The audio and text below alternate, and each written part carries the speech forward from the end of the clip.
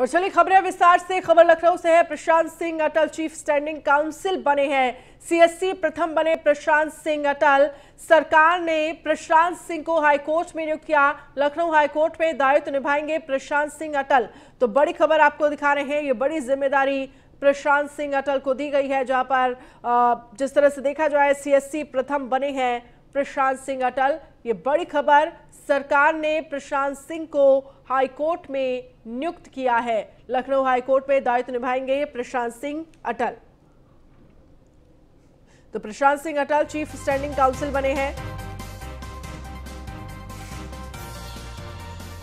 तो प्रशांत सिंह अटल chief standing council बने हैं।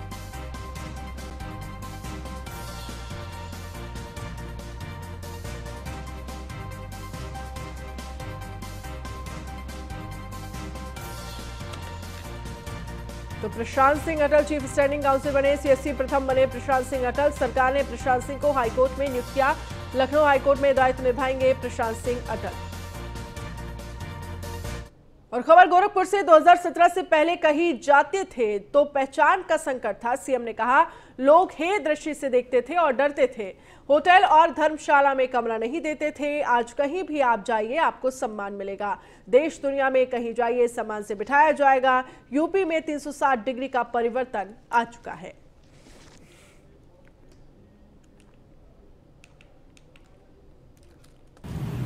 आज की तिथि हम सबको एहसास कराती है। भाइयों बहनों, ठीक आज से 31 वर्ष पहले अयोध्या में से राम जन्मभूमि पर राम मंदिर आंदोलन के दौरान राम भक्तों पर बर्बर और निर्मम गोलीकांड हुआ था। उस बर्बर घटना को प्रत्येक भारतीय ने निंदा की थी, उसकी भर्त्सना की थी। लेकिन भारत के अंदर सेकुलरिज्म के नाम पर सामाजिक ताने बाने को छिन्न भिन्न करने वाले लोग इस घटना पर या तो मौन थे या फिर तुष्टीकरण की पराकाष्ठा को पार करते हुए इसको जायज ठहराने का कुत्सित प्रयास कर रहे थे।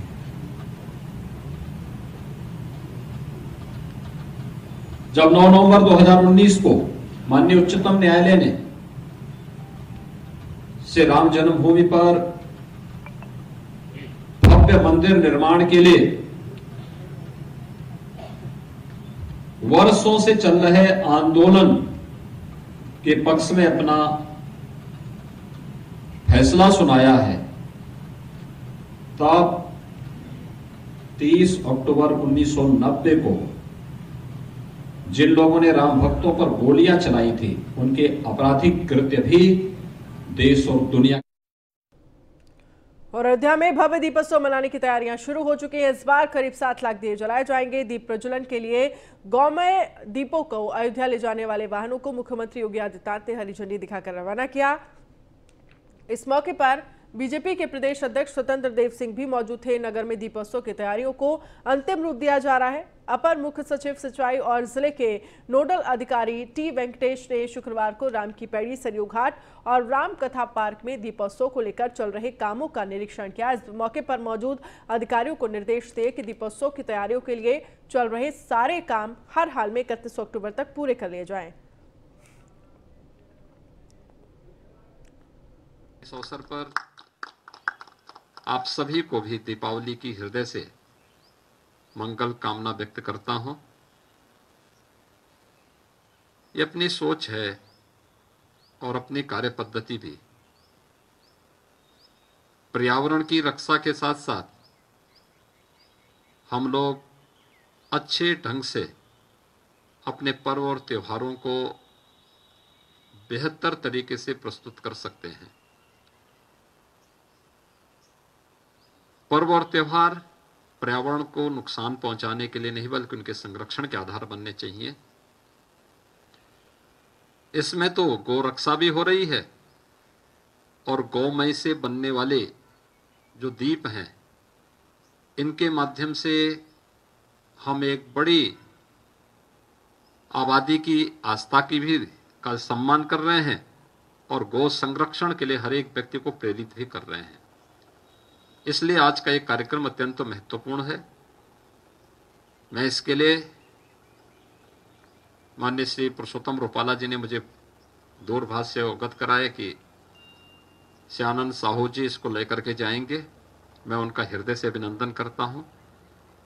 मर्यादा पुरुषोत्तम भगवान श्री राम की पावन धरा पर उन्हें आने, यहाँ दर्शन करने का सौभाग्य प्राप्त दीपावली के अवसर पर हो रहा है।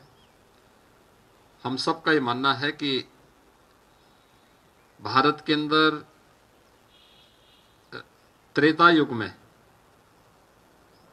14 वर्ष के वनवास के उपरांत अधर्म, अत्याचार और न्याय को पूरी तरह समाप्त करने के उपरांत भगवान राम का जब अयोध्या आगमन होता है, उस स्मृति में पूरे भारत वर्ष में दीपावली का आयोजन होता है।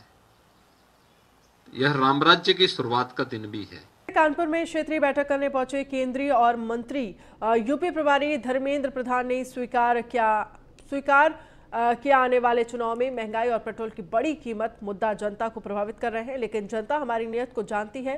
पेट्रोल की बढ़ी कीमतों की वजह कोरोना काल में काफी वर्क करना पड़ा और दूसरी वजह इंटरनेशनल मार्केट में पेट्रोल की बढ़ी कीमतों से दाम बढ़े हैं।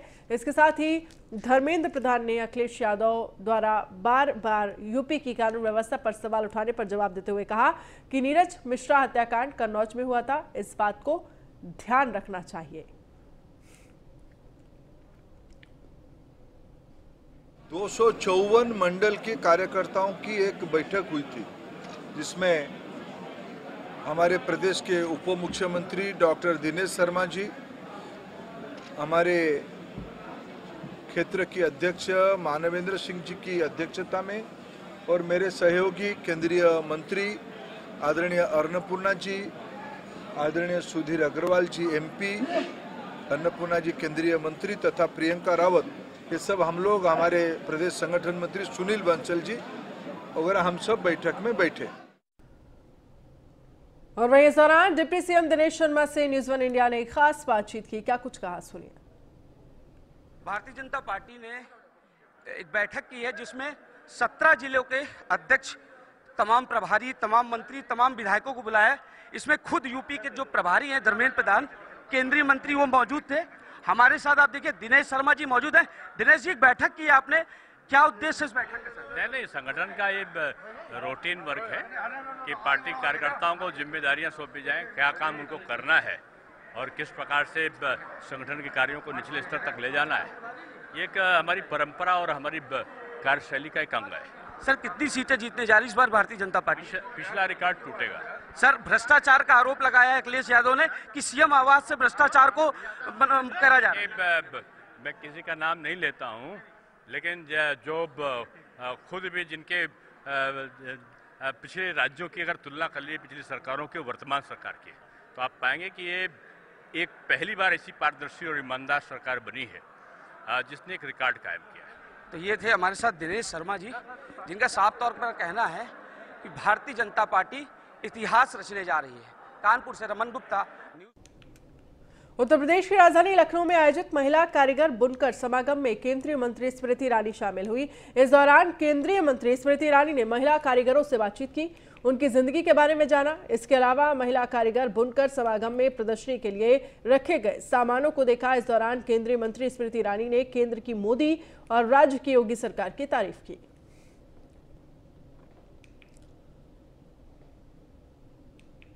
आज इस मंच से जब उदयभान जी गर्व की अनुभूति कर रहे थे कि शिप्रा को बेटी कहें, बहन कहें, बहू कहें, क्या कहें, तो मुझे लगता है उदयभान जी शिप्रा भारत की नारी शक्ति का प्रतिबिंब है। वो सुनहरा उदाहरण है कि एक नारी अगर अपने पैरों पर खड़ी हो जाए तो वो कितने परिवारों को संजो सकती है, कितने परिवारों को सशक्त कर सकती है, कितने परिवारों का संरक्षण कर सकती है। वहीं प्रियंका गांधी वाड्रा ने मिड डे मील योजना के तहत कार्यरत महिला रसोईया बहनों के लिए एक और ऐलान किया है। प्रियंका गांधी ने ट्वीट कर लिखा है कि सरकार बनने पर मिड डे मील बनाने वाली रसोईया बहनों का बढ़ाएंगे मानदेय। प्रियंका गांधी ने ट्वीट कर लिखा, उत्तर प्रदेश भाजपा सरकार ने मिड डे मील बनाने वाली रसोईया बहनों का मानदेय 8 महीने से रोक रखा है। महंगाई, कम मानदेय और ये रुकावट, क्या सरकार ने एक बार भी सोचा है कि उनका खर्च कैसे चल रहा होगा? कांग्रेस पार्टी रसोईया बहनों के श्रम का महत्व समझती है और सरकार बनने पर उनका मानदेय बढ़ाएगी।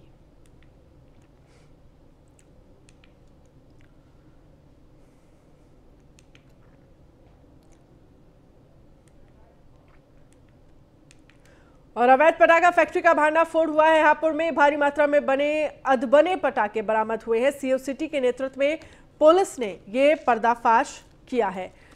हाफिजपुर थाना क्षेत्र में ये चल रही थी फैक्ट्री। तो अवैध पटाखा फैक्ट्री का भांडाफोड़, भारी मात्रा में अधबने पटाखे बरामद हुए हैं। जो पूरी तरह से बने नहीं थे पटाखे, वो बरामद हुए हैं। सीओ सिटी के नेतृत्व में पुलिस ने पर्दाफाश किया है। तो हाफिजपुर थाना क्षेत्र में ये पूरी फैक्ट्री चल रही थी।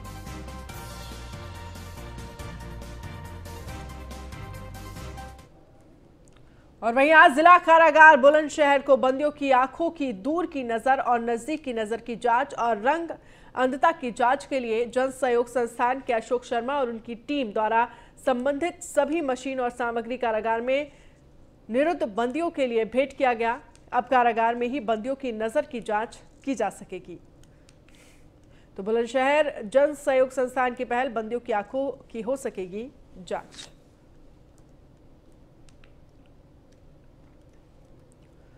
बुलेटिन में फिलहाल इतना ही। आप बने रहिए न्यूज़ फॉर इंडिया के साथ। नमस्कार।